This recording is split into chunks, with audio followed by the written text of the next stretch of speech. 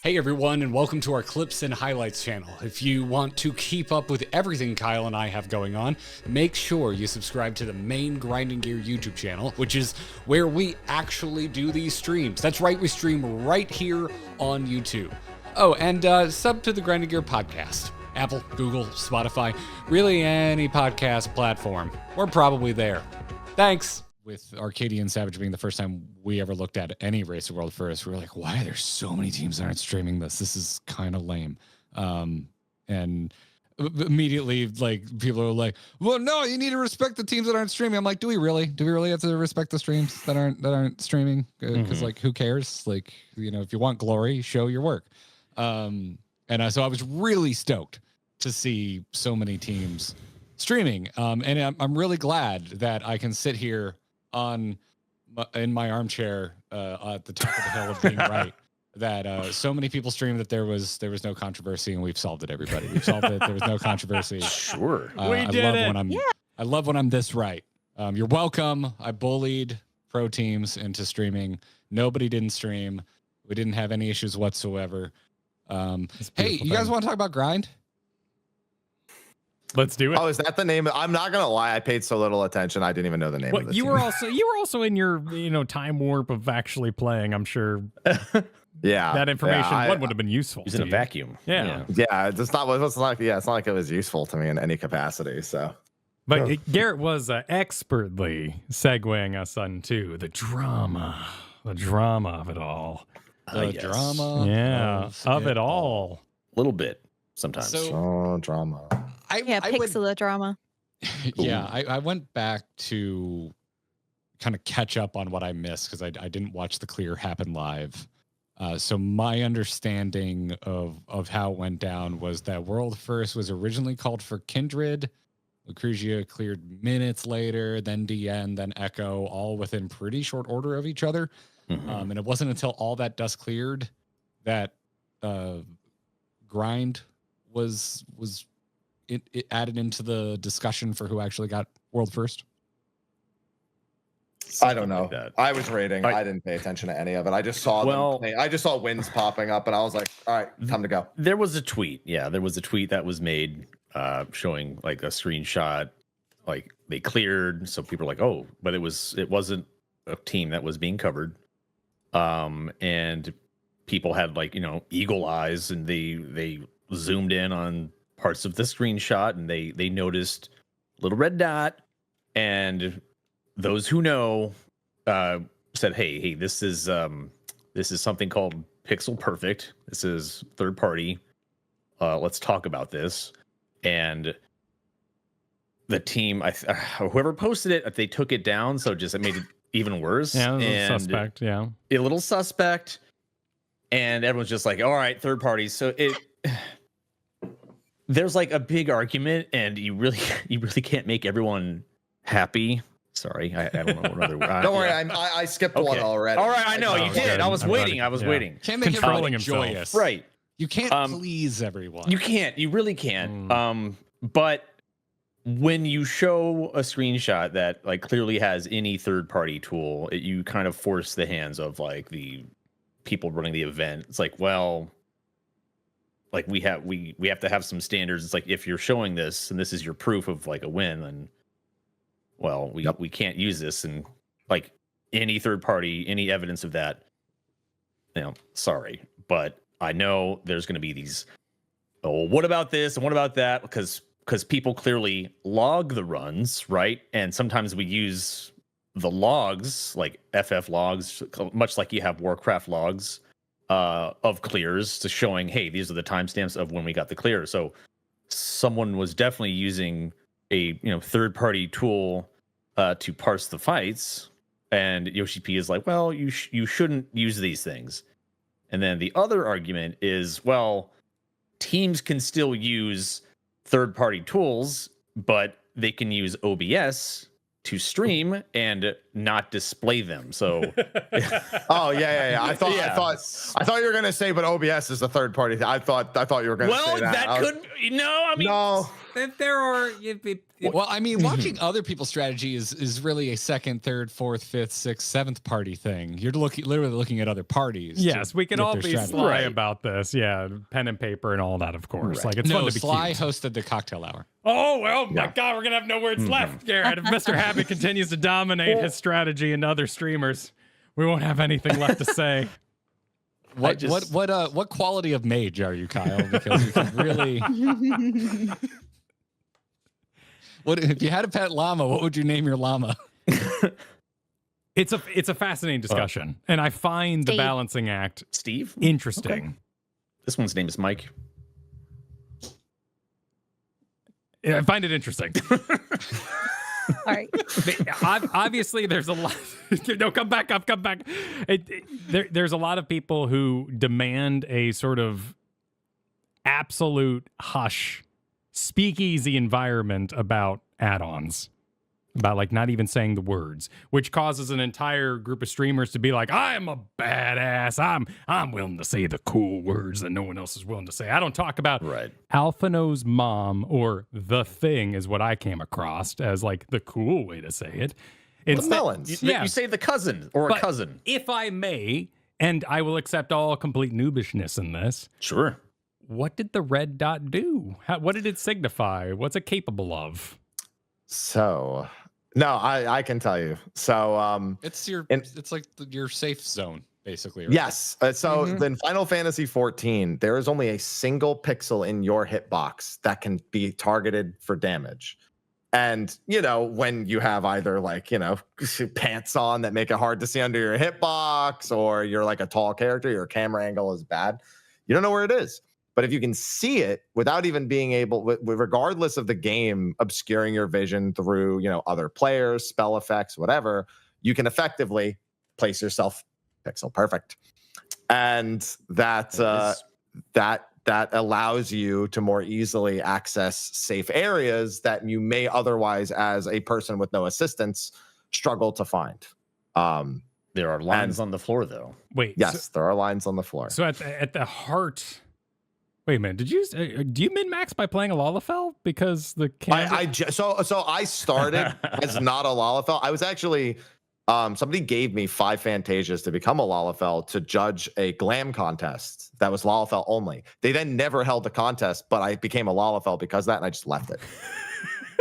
Lala supremacy. That makes sense. And genuinely now, when I play my alts that are tall races, I'm like, this sucks. I would rather be I can see under my hitbox so much easier as a Lalafell. What do you mean by under your hitbox? Because I can see I'm closer to the ground, so I can see my actual my legs. There's less of my character blocking the screen, so I can try to find the center point of my hitbox more easily. Yeah. So I have a ton of clips of absolute nonsense of me fitting in spaces that most players would be afraid to try to fit in. But you have the confidence because you're so small that you have zeroed in on this. Yeah. When I'm on an Al-Ra, no, confidence is gone. I'm never taking that chance. Yeah. Okay, I think Jordan knows what we're talking about, right? Oh yeah, I'm an expert. You can see where you're standing with your feet. I can see my legs every day. Okay. So how does the add-on actually work? Does it drop a pin dot on the ground? No. Graphically? Or is it overlays onto your screen? It's just a dot in the dead center of your screen. Your character is a pixel. Yeah. Because you can. Oh wait, your character's gone. Your character's a pixel. Yeah. No. Well, you're right. You see when you see your character. But you see. It's just okay. It's an overlay. On your character. Yeah, and because Fru has so many very, very tight, specific positions, I guess Apocalypse in phase 4 would be a good example of there. You have a very minimal space to work with. So if you can see your hitbox by a pixel being on the screen, it really helps you find where you're supposed to stand. And that's a huge prog point. And people still failed that because it can be really difficult to see that one pixel that you're supposed to stand in. So I think that's why it was quite impactful. I don't know, whatever you do. So kind of the attitude of grind, got world first, non-streaming team, and then the screenshot came out, and then we kind of was just like, if you consider it as world first or not, I will leave it to you, like whatever you personally think. Gotcha. Okay, so that's where, like, so the sort of like slippery slope, what's an add-on conversation actually has a little bit of merit here, because my screen that I own has a button on it that I can go in and say, hey, I'm a gamer, game options, move small dot if I wanted to play shooters or something, like I think Overwatch and stuff, like you have hands like this and a big circle in the middle, but there's no small dot. So I could turn that on my screen. It never interacts with my hardware. It's just on my screen. Uncapturable, unstreamable completely. So this dot, I could turn on my screen, inch it down using the hardware to exactly that special point that is me. I'm an Elzen, so I'm realizing I'm a huge noob here. I'm so sorry, Garrett. 14 is also unique from a game like World of Warcraft in that it lets you pitch your camera. So you would need to never adjust the pitch of your camera if you were trying to I find this through other means. Like you could literally put cellophane on your monitor, draw a little dot on it. People do that for CSGO, right? Like crosshairs on the screen. Exactly, little stickers and stuff like that too. Yeah. Okay, but the advantage of it would be that if I'm like, oh, damn, Gaia, look up, then it would sort of work in dimension with me and move with my program. And that's how I saw it, like just seeing discourse about it on like 14 social media was from folks like debating like how much of a benefit is it really, which I think is fair. Like I think that's like, I'm like, oh yeah, it does seem fairly innocuous. It's substantial. But if you're running, if you're in charge of this essentially grassroots run race, because it is not officially recognized by Square, you got to draw the line somewhere. You got to have some of your own rules to, delineate how you make the call. Yeah. Imagine you're someone with your camera pitched up so you can see the entire arena very, very clearly. That makes the trade-off is your character's very off-center. So you have to understand where your hitbox really is at all times. If the dot's there, it's gone. So now you've got better vision than someone who may play. Like I play with my character close to the center of my camera. I don't play with the pitched up, but you can effectively, my downside is I can't see as much, but I can track my character really well. So, yeah, I do. I feel like damn near middle of my screen, just kind of for that reason. Gotta draw the dotted line somewhere. No, don't say that. No. People are going to accuse me of things now, Happy. Okay, so but is that, we've heard about these crimes are committed. Someone at Square goes, that's actually kind of useful.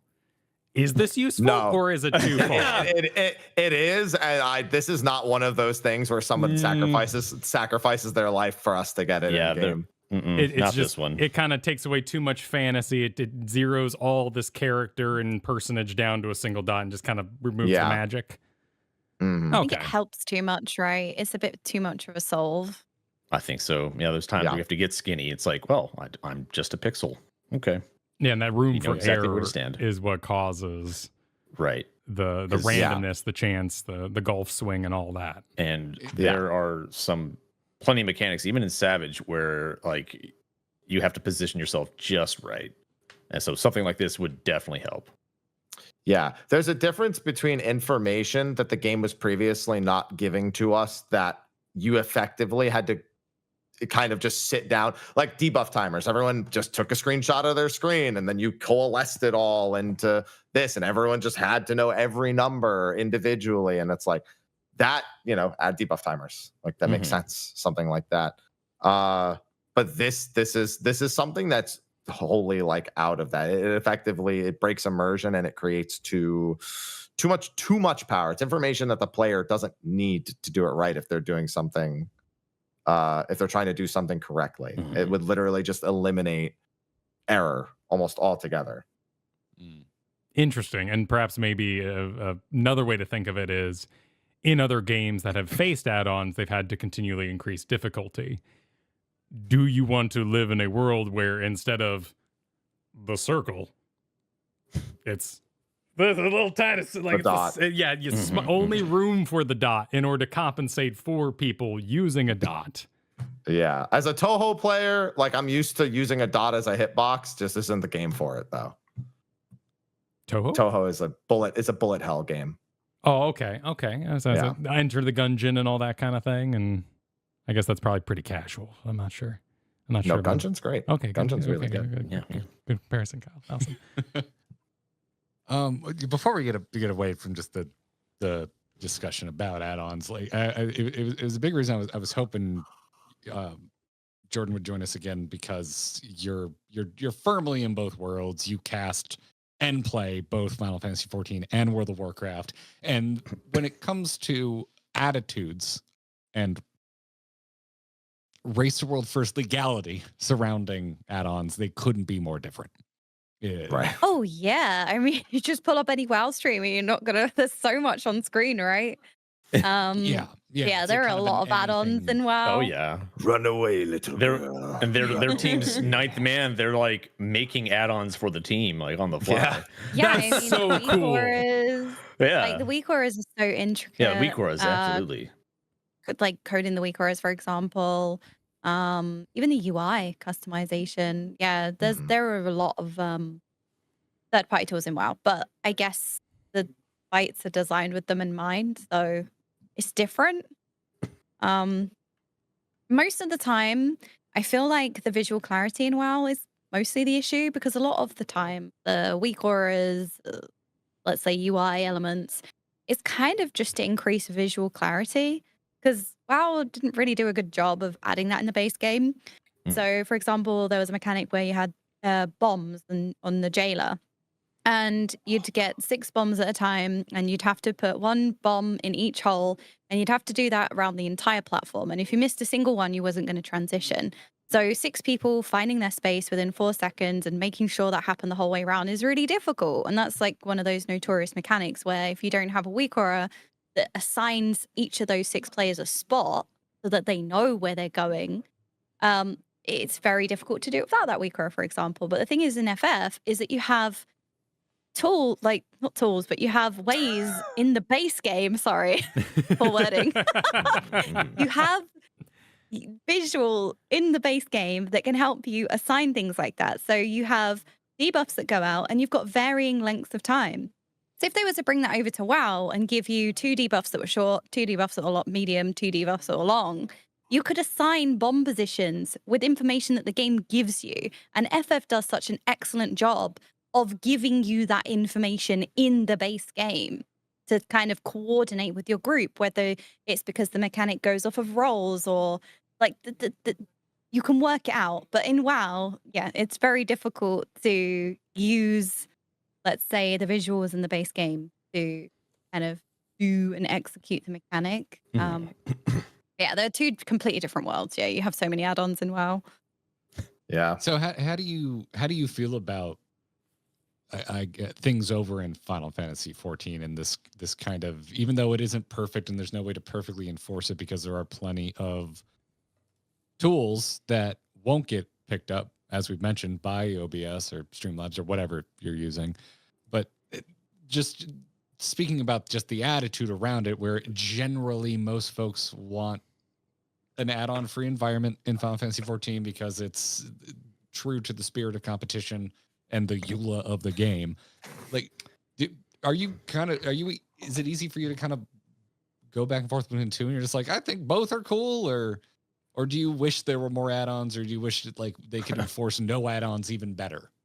I like the fact that FF14 doesn't have any add-ons. I like the fact that you can just go in and play. Again, it's kind of like the barrier to entry that you have in WoW, in comparison to 14, where you can just jump into an ultimate.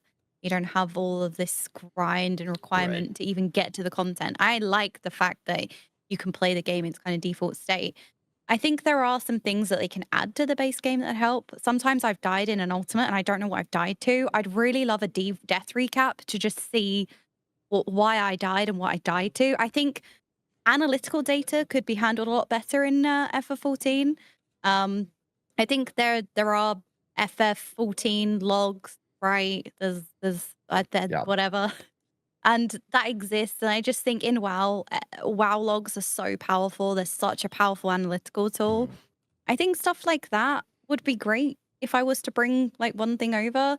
But in terms of, let's say, visual add-ons like the pixel dot or weak auras and stuff like that, I'm not the biggest fan. I think you should be able to just solve and play the game through what the game itself has to offer. Raid frames WoW's got very convoluted. Yeah. Raid frames. Raid frames? What's raid frames? Yeah, because you can't.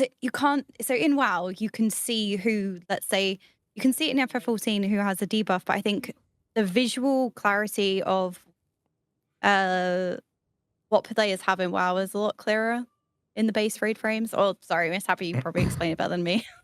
No, I mean that's pretty effectively. Your party list has the same, like you can move the order of people, but its actual like design is effectively there's only one. In WoW, people use add-ons to make their raid frames look all sorts of different ways, and the information that they can get from that is a lot different.